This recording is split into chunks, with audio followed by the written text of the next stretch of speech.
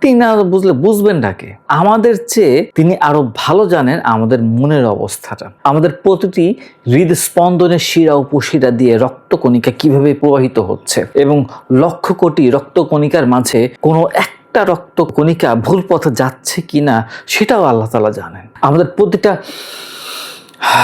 নিঃশ্বাসের খবর আল্লাহ তাআলার কাছে আছেন। প্রতিটা নিঃশ্বাসে কি পরিমাণ অক্সিজেন আমরা নিবাচ্ছি এবং আমাদের অনুভূতি তখন এই যে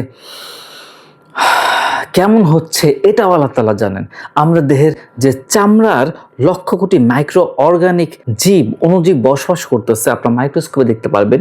এই অর্গানিক জীবের প্রয়োজন আল্লাহ তাআলা পূরণ করে দিতেছেন। সুবহানাল্লাহ। সবকিছু তার নিয়ন্ত্রণাধীন। তিনি জানেন একটা গাছের পাতা কখন কতটুক স্পিডে, কতটুক মোশনে, কতটুক অ্যাঙ্গেলে কোথায় পড়বে এবং সেখানে কোনো পিপিলিকা যদি থাকে সেখানে সেই পিপিলিকার কতটুকু ক্ষতি হতে পারে সেটাও আল্লাহ তাআলা জানেন। আমরা যে মেডিসিন খাই, মানুষ সেই মেডিসিনের পেছনে পরিশ্রম করে, হোক তারা মুসলিম বা অমুসলিম, আল্লাহ তাদের কাজকে কবুল করছেন। আল্লাহ এই মেডিসিনের মাধ্যমে মানুষকে রোগ মুক্তি করে দিচ্ছেন। আল্লাহ চাইলে এই মেডিসিনে আমার কিছুই হবে না, চাইলে হাজারটা রোগ একটি মাত্র মেডিসিনে আবার সেরে যাবে।